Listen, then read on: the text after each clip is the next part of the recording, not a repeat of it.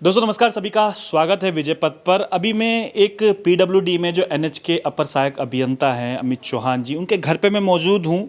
एक सुबह सुबह जब मैंने खबर पढ़ी अखबार में कि वो 6 दिनों से लापता है। 6 दिनों से कहाँ कुछ लापता है, क्योंकि एक ठेकेदार इनके घर आता है और ठेकेदार के साथ वो कहाँ जाते हैं उसके बाद कुछ पता नहीं। अब देखिएगा, तमाम आज मैं इनके घर में पहुँचा हूँ जानने के लिए, क्योंकि उस ठेकेदार की अभी तक गिरफ्तारी नहीं हो पाई। और इसमें अचरज की बात यह है कि जिस ठेकेदार के साथ वो गए थे, उसी ठेकेदार ने जो है वो उनकी गुमशुदगी की रिपोर्ट लिखाई। क्या कुछ ये माजरा है, पुलिस सही से कार्रवाई क्यों नहीं कर पा रही है? उनकी वाइफ हमारे साथ हैं, उनसे जानने का हम लोग कोशिश करेंगे। पहले थोड़ा धैर्य आप बना के रखिएगा, क्योंकि इनके पति करीबन 6 दिनों से गायब हैं और घर के लोग भी हैं इधर उधर। पुलिस में रिपोर्ट वगैरह लिखवाई अभी कुछ? यहाँ नहीं लिखवाई है, देहरादून में, डुंडा में, उत्तरकाशी में, वहाँ पर लिखवाई है, उनकी मिसिंग रिपोर्ट लिखवाई है।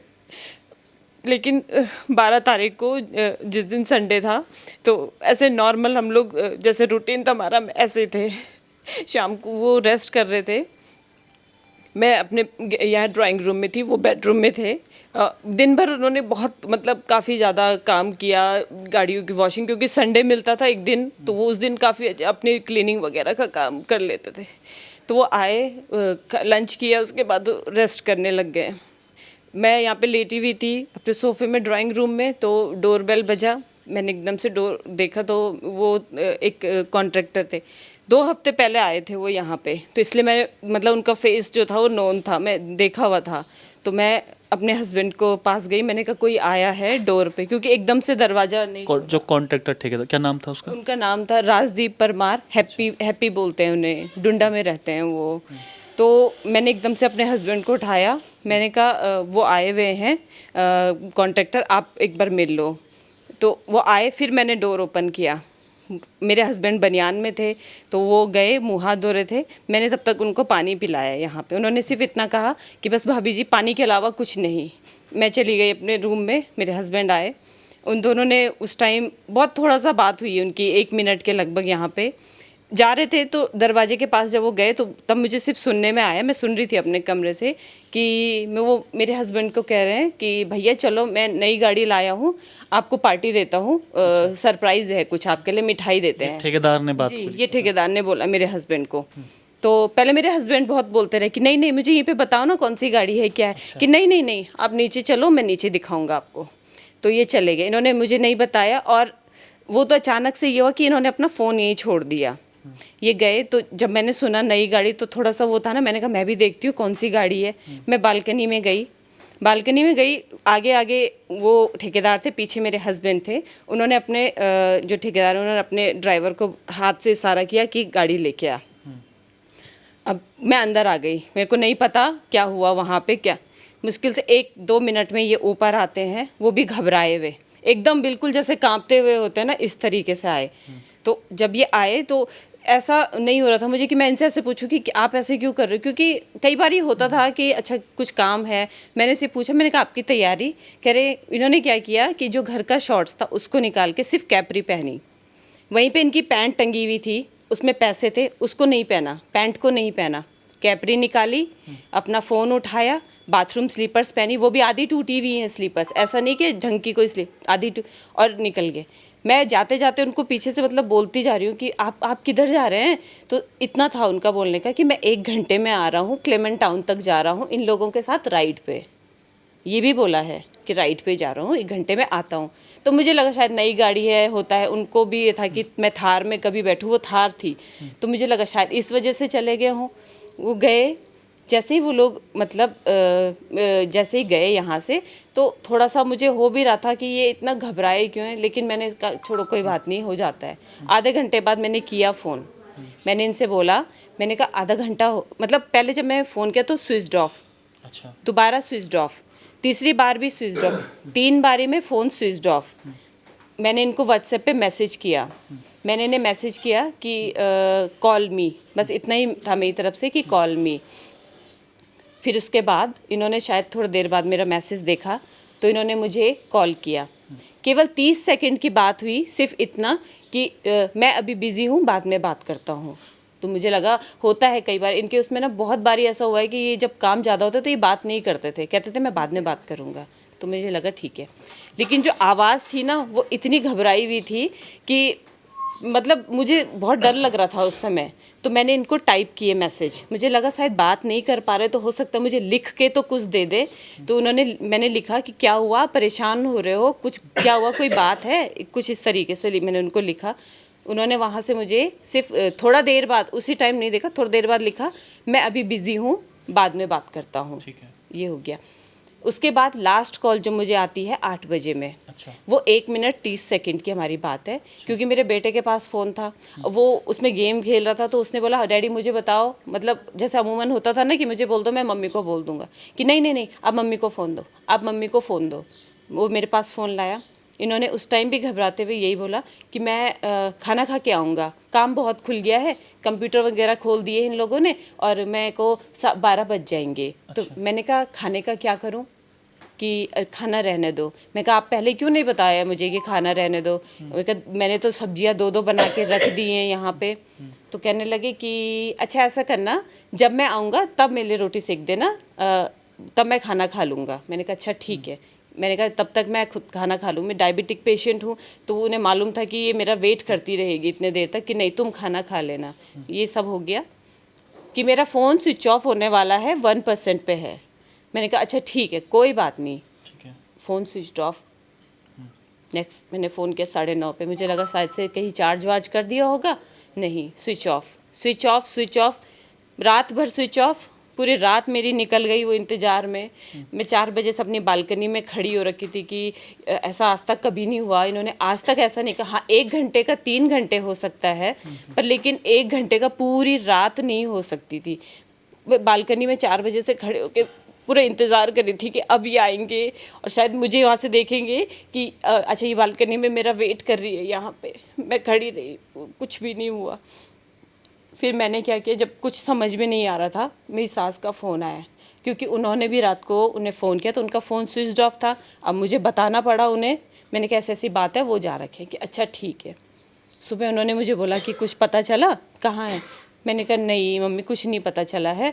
और कि तू पता क्यों नहीं करवा रही है, कि तेरे पास किसी का नंबर नहीं है ठेकेदार। मैंने कहा मैं कौन से ठेकेदार के मुंह पे जाऊंगी, फ़ोन नंबर दीजिए, अपना फ़ोन नंबर दीजिए। सोमवार को तुम्हें ड्यूटी पे भी जाना होगा। ड्यूटी पे जाना था उन्होंने सोमवार को। तो उन्होंने मुझसे कहा, जब उन्होंने मुझसे कहा कि पता करवाना कहीं से तो नंबर निकाल, तो मेरे दिमाग में आया, मैंने कहा क्यों ना मैं फ़ेसबुक में देखूँ इन्हें। फेसबुक पे लोग अपना नंबर डाल के रख लेते हैं ना। पहले मैंने डाला हैप्पी परमार फेसबुक में, वो प्रोफाइल लॉक थी, वहाँ से कुछ नहीं मिला। म्यूचुअल फ्रेंड में जब मैंने कहा कहीं तो होगा ये, जब उत्तरकाशी का तो हमारे तो काफ़ी है, क्योंकि मेरे हस्बैंड को 16 साल हो गए इस जॉब में। वो 6 साल उत्तरकाशी रहे हैं, 10 साल चिन्यालीसौर रहे हैं और अब यहाँ उनका ट्रांसफ़र हुआ है। 2007 से जब ये संविदा में लगे थे, 2007 से, तब से ये उत्तरकाशी में थे 2007 से, और अब 1 साल हो गए इन्हें देहरादून में यहाँ पे ट्रांसफ़र हुए।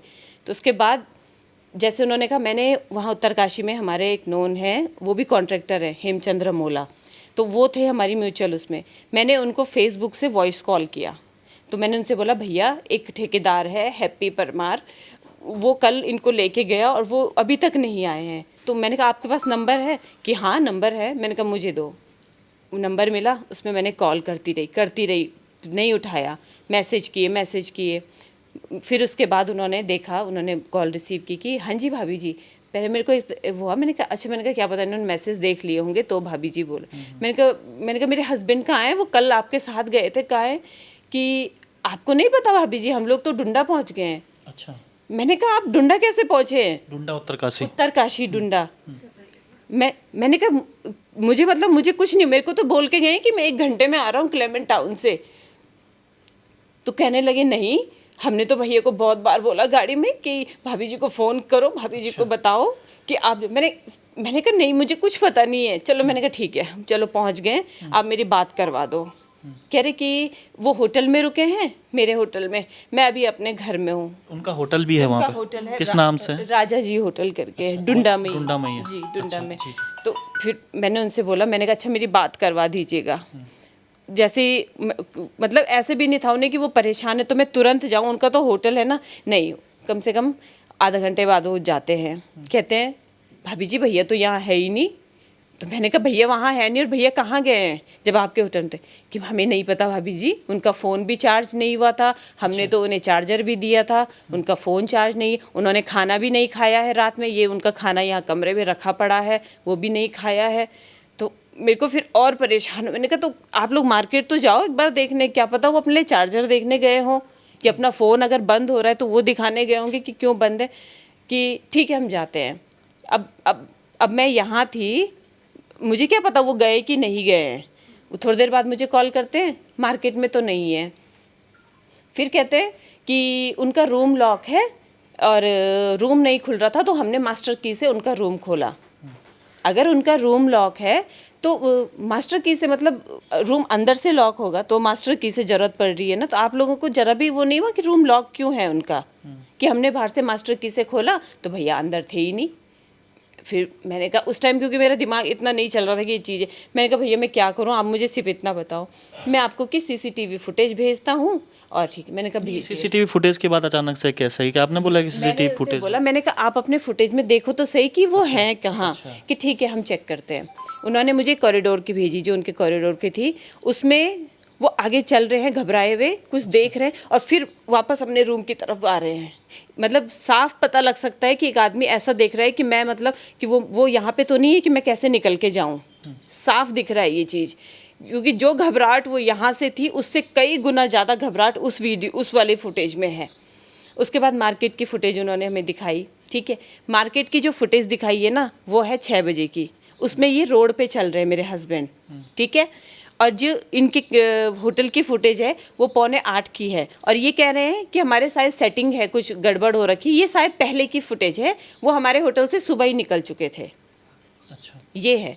मुझसे कह रहे हैं कि हमारे जो सर्वेंट हैं यहाँ पे काम करने, उन्होंने देखा है इन्हें वॉक करते हुए। अच्छा ठीक है, वॉक करते हुए देखा है। उसके बाद वॉक करने के बाद तो देखा होगा ना, 20 लोगों का स्टाफ है उनके होटल में। 20 लोगों में से एक ने भी नहीं देखा कि ये आदमी कहाँ गया है। किसी को नहीं पता कि कहाँ गया है। कह रहे हैं कि सड़क से अब हमें नहीं पता ये कहाँ चले गए हैं। तो मेरा ये है कि लेके तो यहाँ से गए हैं ना, वहाँ अगर चलिए मैं एक बार मानती हूँ, एक बारी को अगर वहाँ से नहीं है, लेके तो गए हैं ना यहाँ से। ये किस उस पे लेके गए, ये मुझे खुद कह रहे हैं कॉन्ट्रैक्टर कि जब हम यहाँ से लेके गए हैं उन्हें, तो हमने क्या किया, एक बारी नीचे बेसमेंट में वो उन्होंने मना किया मेरे हस्बैंड ने कि मैं नहीं जा रहा हूँ आज आपके साथ में, मैं कल आऊँगा। तो कह रहे कि जब भैया ने ऐसा बोला मैं नहीं जाऊँगा, तो मैंने उनसे ये कहा कि अगर आपने मेरा काम नहीं किया तो मैं भाभी जी को बता दूँगा। अच्छा, हाँ, ये भी बोला, ये खुद से मुझे कॉन्ट्रैक्टर ने बोला है ये बात, कि ये बोला है। भाभी जी को क्या बता दूंगा? ये बता दूंगा कि एक तो ये मेरा काम नहीं कर रहे, दूसरी बात ये है कि देखिए इनका जहाँ उत्तर चिन्याली सौड़ में ये थे, तो वहाँ पर क्या इनके पास स्टोर का चार्ज भी था ऑफिस के। तो वो शायद इनका अभी कुछ वहाँ पे क्लियर करना होता होगा, का मामला होगा, क्लियर करना होता है उसमें। तो इनके उसमें क्या होता है, क्योंकि ये चीज़ तो मामा जी को ही पता होगी, मुझे नहीं मालूम है इस बारे में कि क्या रहता है। तो उसके वहाँ से क्या होता है कि जब तक वो क्लियर नहीं होते तब तक इनकी सैलरी नए वाले उसमें नहीं आती है। तो 8-9 महीने हो चुके थे इनकी सैलरी। तो वो ये बताना चाह रहा था मुझे कि भैया की सैलरी भी नहीं आई है, कि मैं अब कोई भी आदमी हो भैया, अगर फैमिली के नाम पे आप उन्हें टॉर्चर करोगे तो ऑब्वियसली है वो डरेंगे किसी भी चीज़ को। लेकिन वो यहाँ से सिर्फ ये बोल के ले गए थे कि हम लोग राइड पे जा रहे हैं, वो नहीं बोल के गए हैं। वो मुझे कह रहे हैं ना बार बार कि हम लोग ये बोल के गए हैं कि उत्तरकाशी, नहीं बोल के गए हैं वो। अब आगे क्या हुआ? आपने कुछ पुलिस में रिपोर्ट वगैरह लिखवाई है? पहली जो रिपोर्ट थी वो खुद से कॉन्ट्रैक्टर ने करवाई। उन्होंने मुझसे बोला भाभी जी मैं एक मिसिंग रिपोर्ट लिखवा दूं, एक कंप्लेन कर दूं। तो खुद भी ये भी बोल रहे हैं कि फोटो भी सर्कुलेट होगी तो फिर कहीं बदनामी ना हो जाए। बदनामी किस बात की होगी? मेन तो प्रायोरिटी ये है ना कि वो है कहाँ पे। कि अगर ऑफिस में सब जगह पता लग जाएगा कि ऐसा हो गया, तो वो मुझे मतलब मेरे दिमाग बिल्कुल ऐसा हो गया था मैं कि हाँ बोलूँ या ना बोलूँ। मैं बस ये बोलती कि हाँ जी भैया जैसा आपको ठीक लग रहा है बस आप कर लीजिए। ठीक है, उन्होंने रिपोर्ट लिखवाई। मेरे हस्बैंड आए, नहीं मेरे ससुर जी आए चंबा से, मेरे पापा, मेरे ससुर जी, मेरे देवर, वो रात सब पहुँच गए वहाँ पे। उससे पहले रिपोर्ट लिख चुकी थी मिसिंग की डुंडा में। फिर उन लोगों ने वहाँ पर फिर उत्तरकाशी गए हैं, वहाँ से कुछ फ़ोन की उनको लोकेशन का हुआ, वहाँ से थत्यूड़ गए हैं, फिर वहाँ से फिर उत्तरकाशी गए हैं। बस यही चीज़ें उस दिन से हो रही है, इसके अलावा कुछ नहीं हो रहा है। तो आपने बोला नहीं कि भाई पुलिस वालों को, कि पुलिस वालों का आपका वर्जन लिया पुलिस वालों ने? मेरा कल लिया है। अच्छा। मेरा कल लिया है उन्होंने। रिपोर्ट कब लिखवाई थी? ये तो 13 तारीख की शाम को। अच्छा, हाँ। वर्जन कल लिया है। हाँ, मेरा तो कल लिया है उन्होंने। और मैं ये भी बता दूं आपको ना कि जो मेरे से जो पूछताछ हो रही ना पुलिस की तरफ से, तो अगर मैं आपको बताऊं ना, अगर केस से रिलेटेड हो ना तो क्या पूछा जाएगा कि आपके हस्बैंड जब जा रहे थे तो किस तरीके से था उनका व्यवहार, वो कैसे थे, डरे हुए, ये चीज़ें इतनी नहीं पूछी गई। ये जरूर पूछा गया, आप गढ़वाली बोलती हैं? अच्छा। हाँ, आप उनसे गढ़वाली में बात करती हैं? मैंने कहा मैं गढ़वाली हूँ, मुझे गढ़वाली आती है, लेकिन हम दोनों हस्बैंड वाइफ हिंदी में बात करते हैं। लेकिन ये तो मुद्दा ही नहीं है। मेन मुद्दा तो ये है कि भाई जो उनके हस्बैंड है संडे से गायब है। एक ठेकेदार यहाँ पर आता है, घर में कहता है कि आपको कुछ सरप्राइज देना है, उसके बाद वो जाके डूंडा पहुँच जाते हैं उत्तरकाशी में, जो कई 100 किलोमीटर यहाँ से दूर है। और अभी तक जो है इनके हस्बैंड कभी बिना बताए कहीं गायब नहीं हुए, और आज 6 दिन हो गए हैं, कुछ पता ही नहीं है। ठेकेदार खुद मिसिंग कंप्लेंट लिखवा रहा है। तो ये तमाम प्रकार के जो ये चीज़ें हैं वो सामने पे आती हैं, तो लगता है कि आखिर जो अमित चौहान जी हैं वो है कहाँ पे? क्या जो इनके विभाग वाले हैं उनकी तरफ से कुछ हुआ है, उनकी तरफ से आए हैं कभी तक? उनकी तरफ से अभी तक मदद के लिए तो सब लोग बहुत वो है, विभाग भी, इनका संघ, महासंघ, सब लोग बहुत ज़्यादा हेल्प कर रहे हैं, लेकिन जो हेल्प नहीं हो रही है वो पुलिस और प्रशासन, ये दो चीज़ों से मुझे कोई हेल्प नहीं मिल रही है। क्योंकि देखिए फुटेज है, आजकल तो टेक्नोलॉजी कितनी बढ़ गई है ना, इतनी बढ़ गई है कि कुछ भी आप एक स्विच ऑफ फ़ोन की भी आप लोकेशन पता कर सकते हैं, कोई उसकी कुछ नहीं हो रहा है। उसके अलावा सीसीटीवी फुटेज, कभी वो उसको निकालते हैं, कभी वो कुछ करते हैं। पुलिस जो है, वो जो कॉन्ट्रैक्टर है, पुलिस कॉन्ट्रैक्टर के साथ में जा रही है कि मिसिंग पर्सन को ढूंढने। वो कह रहे हैं जो कॉन्ट्रैक्टर है, चलिए आप मेरे साथ उस तरफ चलिए, वहाँ भी चलिए ढूंढने। पहले पुलिस को उन्हें देखना चाहिए था। संदिग्ध तो पहले वही है जो मेरे हस्बैंड को मेरे घर से उठा के लेके गए हैं। अभी जितनी चीज़ें मैं सुन रही हूँ इधर उधर से, तो वो मेरे को ये सुनने में आया है कि जो ड्राइवर है उनका, वो नेपाली है ड्राइवर। तो स्थानीय लोग जो वहाँ के होंगे गांव के, तो वो ड्राइवर जो है वो लोगों से कह रहा था कि ये तो बहुत बड़ी बात हो गई है, इन्होंने तो मारपीट भी की है उनके साथ में। अच्छा। जी, बोला है उसने ये। और जब ये चीज़ बोली ना, तो कह रहा था कि मैंने ना मना भी किया कि भैया मारो मत, ठीक है। अब जब उसे पकड़ा गया तो अब वो पुलिस के सामने मना कर रहा है, कह रहा है कि मैं तो गया ही नहीं था। अब कैसे आप लोगों को, जब यहाँ से गई है ना गाड़ी, आपको यहाँ से पूरी फुटेज लेनी चाहिए था ना कि कितने लोग जा रहे हैं, जाने वालों को तो पता लगे। किसी चीज़ में कोई वो ही नहीं हो रही है मुझे। बिल्कुल बड़ी बात ये भी है कि जब एक सरकारी अधिकारी के साथ जो इसकी मिसिंग कंप्लेंट भी लिखवा दी गई है ठेकेदार द्वारा, उसकी गिरफ्तारी अब जो है अभी तक नहीं हो पाई है। और इसके साथ साथ जो बात करें कि अभी तक जो सरकारी आदमी है, जब आपके पति जो हैं, उनके कोई कार्रवाई नहीं हो पाई। आम आदमी के तो मुझे लगता है कि शायद कोई सुनने वाला ही नहीं होगा, कोई भी नहीं होगा। जब एक रिस्पेक्टेड पोस्ट वाले आदमी के लिए कुछ भी नहीं हो रहा है ना, तब तो आम आदमी के लिए तो कुछ भी नहीं होगा भैया, कुछ भी नहीं है। चलिए उम्मीद करते हैं कि पुलिस अपनी कार्रवाई सही से करेगी, क्योंकि 6 दिनों से एक जो इनके हस्बैंड है, पीडब्ल्यूडी के जो कर्मचारी हैं एनएच के, वो अभी तक गायब है, और पुलिस शायद उस प्रकार से कार्रवाई नहीं कर पा रही। और जिन्होंने कंप्लेंट लिखवाई है उनके साथ खुद वो गए थे, क्योंकि हमने अंकिता हत्या केस में भी ये देखा था कि पुलकित आर्या जो मेन सस्पेक्ट थे, उसी ने ही एफआईआर दर्ज करवाई थी। अब देखते हैं, उम्मीद करते हैं कि जो इनके हस्बैंड हैं अमित चौहान जी जहाँ होंगे सकुशल होंगे और जल्द से जल्द घर आ पाएंगे, और पुलिस इसमें कार्रवाई सही से करेगी।